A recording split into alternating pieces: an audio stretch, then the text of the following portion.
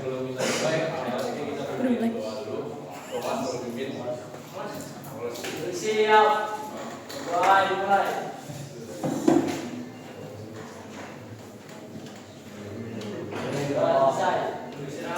Assalamualaikum warahmatullahi wabarakatuh. Oke, buat sekarang saya mau data yang nggak masuk siapa aja. Semua beri kalian apa?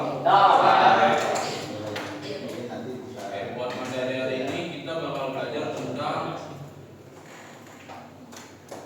prinsip kerja dari water heater. Sebelumnya masih ada yang ingat nggak water heater itu apa?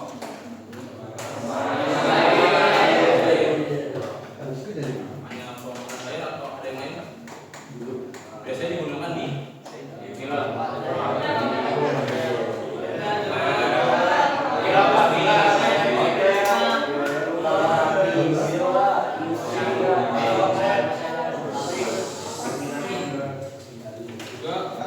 water heater sendiri kan biasanya bekerja menggunakan energi kan?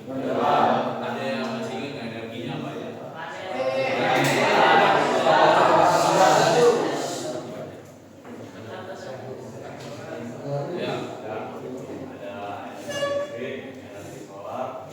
Ya, Jepang.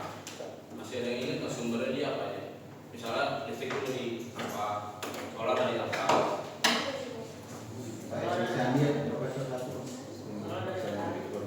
Angkat tangan dulu. Ya, kalau pipa kita. Kalian kan udah tahu sumber energinya, cuma belum tahu kayak kerjanya kan? Ya. Nah, itu kita bakal belajar itu hari ini. Nah, di sini sebelum kita masuk ke pembelajarannya ada tujuannya. Yang pertama tujuannya itu menjelaskan prinsip kerja water heater listrik, gas, solar dan heat pump. Ini water heater yang dijabarkan berdasarkan sumber energinya. Yang kedua, mengidentifikasi sumber energi dan mekanisme pemanasan tiap jenis. Tiap jenis itu yang 4 di atas ya. Terus juga yang ketiga, menyimpulkan perbedaan utama setiap water heater berdasarkan sumber energinya dan prinsip kerjanya. Oke, buat tujuan pembelajarannya ada yang bertanyakan? Ada, paham ya? Oke, yang pertama kita masuk ke water heater listrik. Di sini kalian bisa lihat komponen dari water heater listrik. Kalau komponen utama water heater listrik, pada ingat nggak apa aja? Elemen pemanas, tangki, relief valve itu kan, mekanik ekspansi. Nah di sini kalian bisa lihat buat komponen si water heater listrik. Yang pertama ada elemen pemanas atau heating elemen. Dia biasanya berbentuk dari logam seperti nikrom yang biasanya dibungkus buat tabung logam. Yang kedua udah pasti butuh tangki. Yang ketiga termostat, fungsinya buat sensor suhu saat si tekanan airnya atau airnya itu memanas dan mengontrolnya. Yang keempat ada isolasi termal. Itu fungsinya buat menjaga suhu air di dalam tangki. Yang keempat ada pipa masuknya, pipa masuk dan keluar air. Yang pertama mungkin yang biru itu buat pipa air dingin, kalau yang oranye buat air panas. Yang ke ini ada katup pengaman, yaitu katup yang buat, jadi kalau misalnya kalian di dalam sebuah tangki memanaskan, otomatis bakal tekanan naik. Nah, katup pengaman ini fungsinya buat membuang tekanan yang di dalam tangki biar meledak atau meminimalisir kecelakaan. Yang terakhir ada pengatur daya atau tombolnya. Oke, buat komponennya ada yang bertanyakan? Kita langsung masuk aja ya. Nah, cara kerjanya yang pertama udah pasti kalau kita pakai listrik, pertama kita on-in dulu kan saparnya pakai MCB. Semisal kalau sumber awalnya itu dari MCB, dialirkan ke tombol saklar on off biasa lah kayak yang di atas ini kan, on off kan, itu dipencet dulu. Nah, habis itu dari kita mencet saklar, dia bakal ngirim sinyal ke termostat. Nah di termostat ini dia mendeteksi apakah suhu yang di dalam tangki udah sesuai yang diatur sebelumnya atau enggak. Semisal suhu yang diatur itu kan kalau air mendidih berapa? 100 derajat kepanasan. Kalau buat orang mandi kita ambilnya 60 lah. 60 ya 60. Jadi saat saklar tadi pencet, otomatis dia ngirim sinyal ke termostat. Dari termostat dia bakal nyalain. Misalnya di tangkinya masih suhunya masih 10 derajat, otomatis dia bakal ngirim sinyal lagi ke heating elemen atau elemen pemanas buat memanaskan si air yang di dalam tangki tersebut. Nah, kalau buat pemindahannya yang kedua itu biasanya elemen pemanas itu nggak langsung ditaruh di air. Karena kenapa? Karena kan bentuknya tadi si elemen pemanas dia dari besi nikrom lah, dari bahan-bahan yang nggak baik lah buat air kan. Sedangkan air yang ini kan digunakan biasanya buat mandi atau buat steril sebuah barang kan. Nah, makanya elemen pemanas itu biasanya ditaruh di luar. Jadi sistemnya misal dia di tangki nih. Ini tangki, elemen pemanasnya di bawah. Jadi nggak langsung nyentuh si air, dia langsung nyentuh si tangkinya. Jadi sistemnya dia mengalirkan panasnya dari elemen pemanas ke air. Oleh karena itu, kenapa elemen pemanas di luar seperti itu. Nah, lalu yang ketiga, pakai pengaturan suhu dengan termostat. Termostat sini yaitu sebagai saklar otomatis atau set point. Jadi semisal tadi yang seperti yang saya bilang, kalau misalnya memakai suhunya 60 derajat, misalnya di settingnya 60 derajat, terus belum nyampe, otomatis termostatnya nyala. Terus kalau misalnya udah sampai suhu yang diinginkan 60 derajat, otomatis dia bakal ngirim sinyal ke saklar tadi yang awal buat matiin si saklarnya. Jadi nggak ada aliran listrik lagi yang teralirkan ke elemen pemanas. Lalu yang keempat, kita pakai sistem pengaman tekanan. Jadi seperti yang tadi kita bilang, kalau kalian manasin air kan otomatis bakal ada dua kan tekanan.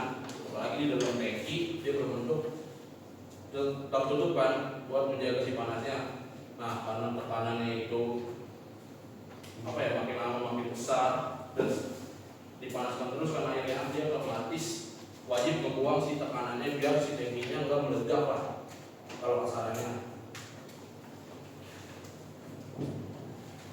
Lalu yang terakhir, setelah airnya udah panas, tekanan udah dibuang, udah cocok lah buat dipakai, jadi dialirin ke pengguna atau konsumen. Biasanya dialirin lewat pipa air panas, warnanya oranye biasanya. Nah, ini buat contoh gambarannya. Kelihatan ya? Kurang jelas ya? Apa? Nah, ini jelasnya.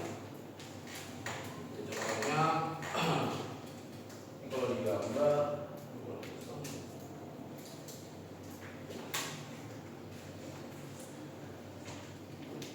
ini sebelah kursornya ada nggak?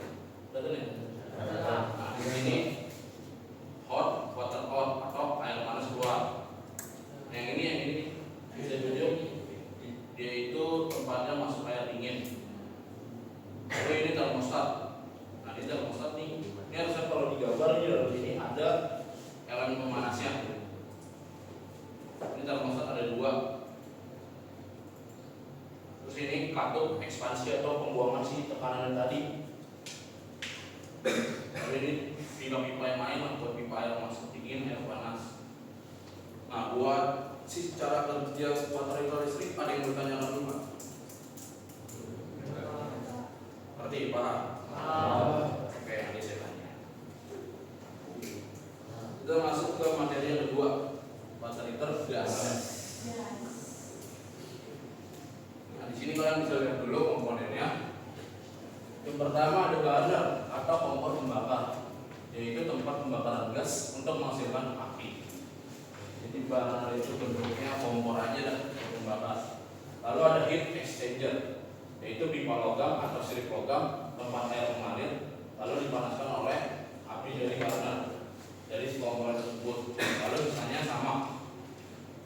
Oh, kalau di gas ada tambahan lagi, yaitu pipa pembuangan atau cerobong pembuangan, karena otomatis yang dibuang gasnya.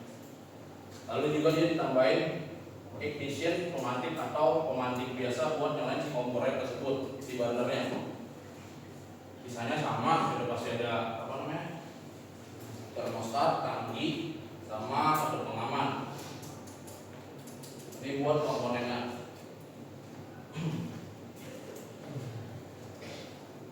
Ini buat cara kerjanya.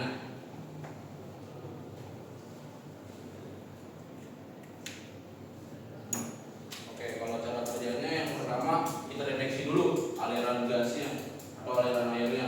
Jadi saat dikeran di air, si air itu mengalir melalui flow sensor. Lalu sensor mengisinya ke sistem kontrol untuk membuka kartu gas dan menyalakan api. Itu buat sistem buat cara kerja pertamanya. Yang kedua, pembakaran gas. Saat airnya mengalir, gas LPG atau gas alamnya itu mengalir ke burner atau si komporen. Kalau kalian kan pakai kompor otomatis harus ada gasnya kan, buat nyalain apinya. Nah kita makanya kayak gitu. Lalu sistem pemantiknya nyalain api, bisa dia manual, bisa otomatis.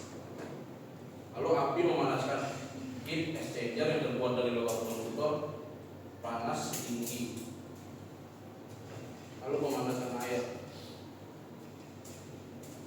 Ini kalau buat cara kerja secara tulisannya lah, kita baca secara gambaran aja. Kurang jelas nggak? Jelas Pak ya. Jadi saat kalau sistem pertamanya itu kan dia itu pakai gas. Jadi kan kalau tadi di tulisan kita nyalain dulu air keran panas atau yang biasa konsumennya ini kita nyalain, dia bakal ngirim sensor ke modul yang ini. Jadi otomatis kalau gas juga makin listrik kan. Jadi kita kirim modul, lalu si modul ini bakal ngirim sinyal lagi ke pemanasan yang di sini. Di sini pemantiknya lah, kipasnya. Lalu di sini ada pemantik api, dia nyalain. Lalu di dalam tangki ini itu uap panas yang sudah dipanaskan dari si heat exchanger ini. Jadi air itu mengalir dari pipa yang muter ini. Ini kan ada warnanya dari biru, putih, kuning ke merah. Ini tingkatannya air panasnya. Jadi jadi sistem pemanasannya itu dia langsung manasin lewat uapnya tanah air, tapi dialirkan juga ke pipa yang mengalir ini. Jadi sistemnya dia kalian kayak ada tabungnya dililitin pipa, terus dalam tabungnya itu dipanasin uap kan, terus di dalam pipanya ada air yang mengalir. Nah air yang mengalir itu lama-lama bakal panas lalu dipakai buat si konsumen. Kalau sistemnya dari cara kerjanya si gas kayak begitu. Lalu di atasnya juga ada cerobong asapnya untuk pembuangannya kayak gitu. Nah buat ini cara kerja dari water intergas ada yang mau tanya? Belum lanjut nih. Ayo. Ini lalu water heater yang ketiga, water heater solar.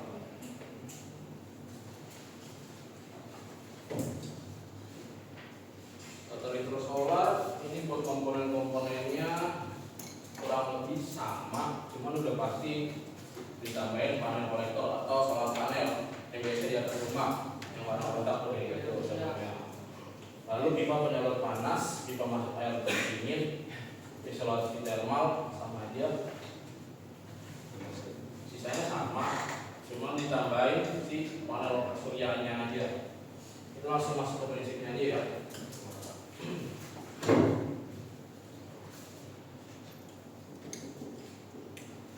Nah yang pertama penyerapan panas oleh kolektor surya. Jadi yang pertama kita jadi enggak gini. Jadi pertamanya itu kolektornya atau panel suryanya kita taruh di atas rumah. Kenapa di atas rumah? Karena potensi menyerap panasnya atau radiasi dari matahari lebih besar karena berbarengan pohon atau apapun itu kan mengatur ditaruh di atas rumah. Lalu permukaan kolektor yang terdiri dari pipa atau plate absorber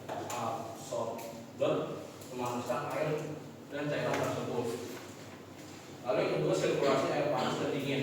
Sirkulasinya itu air dingin dari bawah kolektor naik ke pipa buat dipanasin oleh energi matahari. Dari energi matahari itu air yang dipanasin dia otomatis jadi lebih ringan dan naik ke atas menuju ke tangki penyimpanan. Nah dari air dingin yang di tangki mengalir ke kolektor supaya bisa dipanaskan lagi. Jadi sirkulasinya otomatis kayak looping itu apa namanya? Dia berputar-putar terus itu. Jadi misalnya air dari tangki dingin dia dioper ke pipa kolektornya, panas meriahnya dipanasin di situ, dioper lagi ke tangki. Jadi sistemnya looping itu, recycle. Nah, lalu setelah air yang dipanaskan ditaruh di dalam tangki. Nah, di dalam tangki kan otomatis ada namanya isolasi thermal buat menjaga suhu panasnya si air di dalam tangki. Lalu habis itu didistribusikan. Ini kalau buat analogi gambarnya. Jadi buat kolektornya itu dia bukan bentuk yang besar, dia bentuk yang kayak tabung. Tabungnya bisa diisi air buat kolektor panasnya. Oke, tadi sirkulasinya kan apa siklusnya? Air dingin ini warna biru nih harusnya. Dari biru dipanasin dulu di sini, kalau udah panas dia otomatis bakal lebih ringan naik ke pipa ke tangki. Nah di dalam tangki kan nggak semuanya airnya panas kan? Ini yang biru-biru nih ada air dinginnya, dia dioper lagi ke bawah. Jadi sebenarnya di sini ada pipa lagi buat ngoper air dinginnya. Ini pipa buat air panasnya. Jadi sebenarnya berulang-ulang terus kayak gini. Nah kalau water itu solar, dia biasanya juga bisa hybrid. Semisal kalau lagi musim hujan atau mendung terus berawan kan, gimana caranya kan? Otomatis si radiasi dari matahari nggak ada kan? Nah, makanya si water heater solar ini dihybridin, makanya listrik juga bisa. Begitu. Nah, buat water heater solar ada yang ditanyakan? Ya. Nah ini masuk ke yang terakhir water heater heat pump. Dia sistemnya kurang lebih konsep dasarnya ini dia bukan pakai panas langsung, melainkan menyerap panas dari sekitar lalu dialirkan ke air. Dia sih menggunakan siklus refrigeran. Ini contohnya mirip kayak siklus kulkas, cuma dibalik lah prosesnya. Efisiensinya ini karena dia nggak pakai energi lama. Ini buat komponennya. Familiar kan komponennya? Evaporator, kipas, kompresor,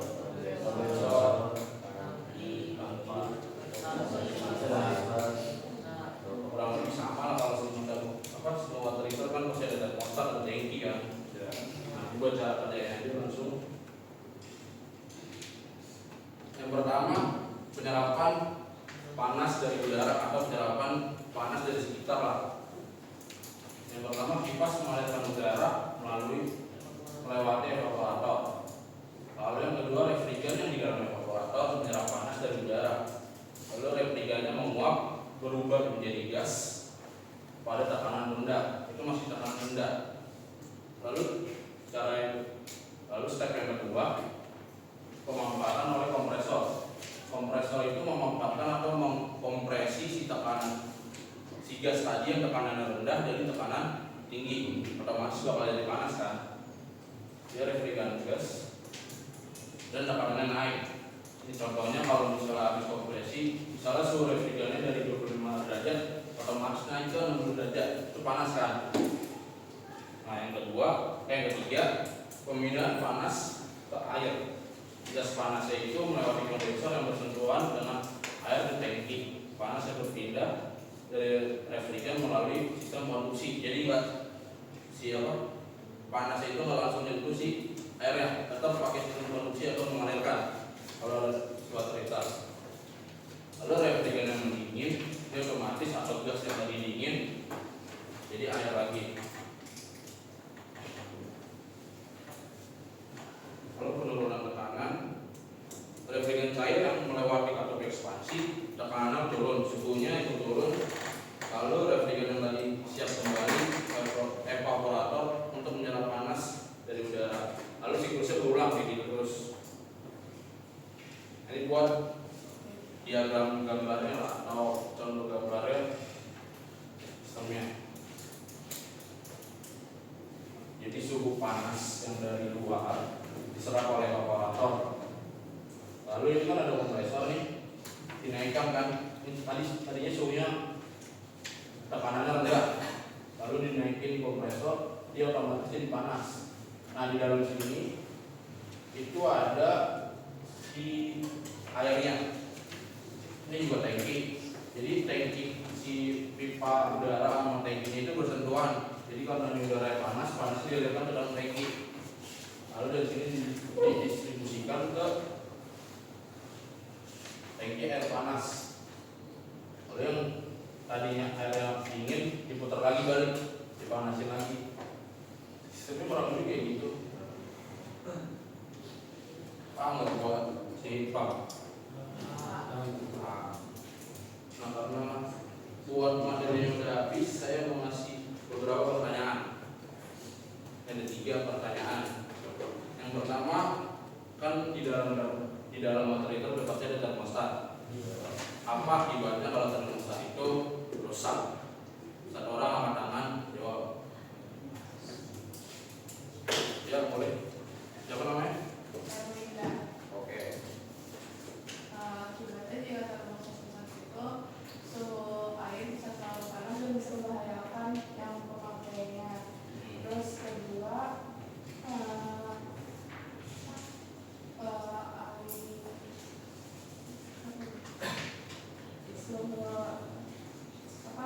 air bisa tidak berfungsi dan air tidak panas. Itu kalau termostatnya rusak. Ini jawabannya kurang lebih benar. Jadi intinya kalau termostatnya rusak, dia otomatis nggak dikontrol suhu airnya. Jadi bisa terlalu dingin, bisa terlalu panas.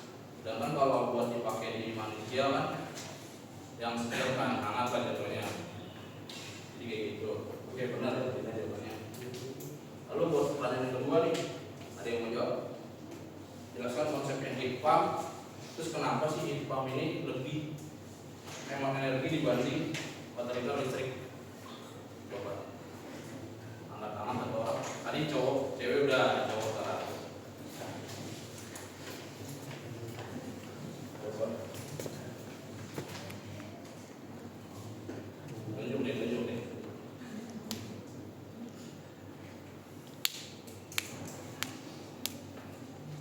Satu.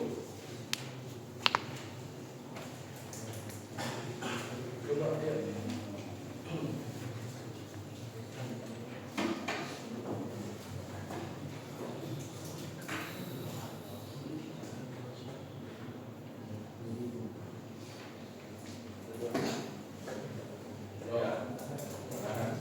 Fungsi pipa itu refrigeran menyerap panas dari udara, terus kompresor mengangkat refrigeran sehingga panasnya meningkat. Terus kenapa pipa itu lebih hemat? Karena kan panas dan air dari tangki karena menyediakan panas, bukan membuat panas yang dipakai jauh lebih sedikit, lebih hemat 2-4 kali. Jadi konsep heat pump itu seperti kulkas yang dibalik lah, nyerap panas terus dialirkan ke air. Nah kenapa dia lebih hemat energi? Karena si heat pump ini dia memakai energi terbarukan atau EBT. Tahu kan EBT apa aja? EBT itu ibaratnya energi baru terbarukan dan energi yang dipakai panjang nggak habis, terus juga nggak merusak alam, juga mengganggu iklim global lah, cuaca. Nah di water heater ini tadi ada 4. Yang menurut kalian EBT itu apa aja? Solar sama heat pump. Solar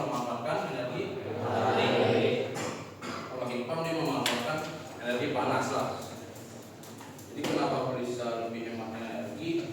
Jadi tadi seperti perbandingannya, kalau misalnya heat pump ini dia sekali pakainya 300 watt itu cuma pakai energi panas, sedangkan kalau dikonversi ke listrik itu udah pakai 1200 watt. Tahu kan sumber listrik dari mana sekarang?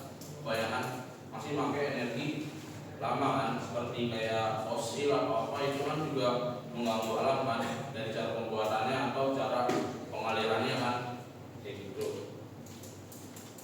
Lalu yang terakhir, apa sih fungsinya di si katup pengaman atau tekanan? Pressure relief valve. Ya, apa yang terjadi? Ya. Fungsi dari pressure relief Apa? Coba sore.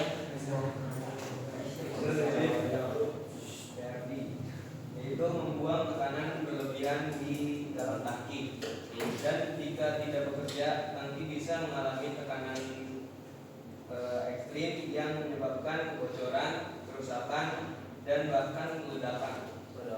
Oke, benar itu. Jadi kalian merhatiin tadi.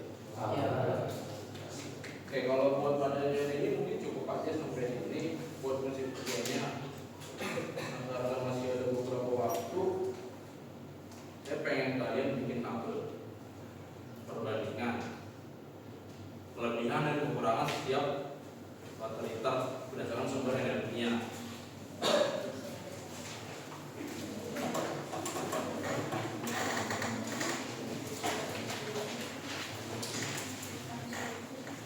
Lebih senang aja semisal contohnya kayak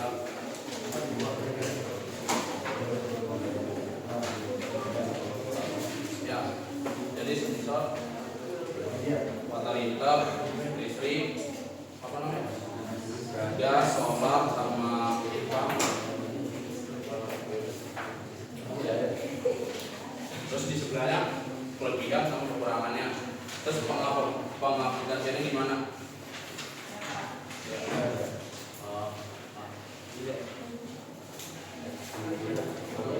Saya kasih waktu 3 menit.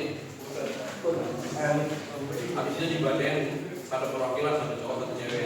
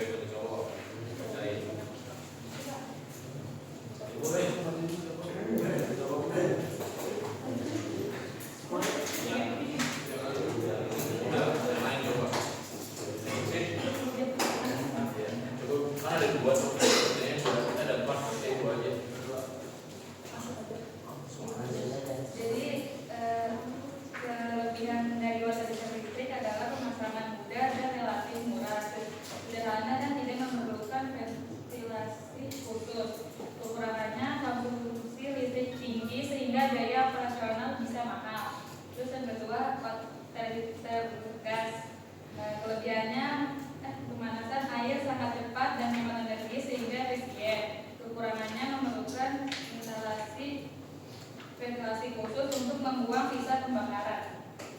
Iya, satu lagi. Oh, udah tuh sih.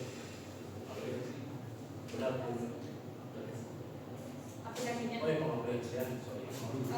Kontainer listrik aplikasinya cocok untuk rumah tangga atau kamar mandi dengan kebutuhan air panas tidak terlalu besar.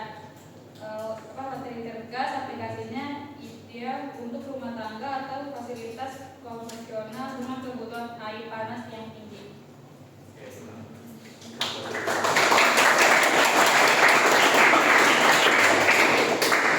Ini buat solar sama pipa. Coba mau aja dari cowok. Ya Pak. Ya, boleh. Oke, lagi.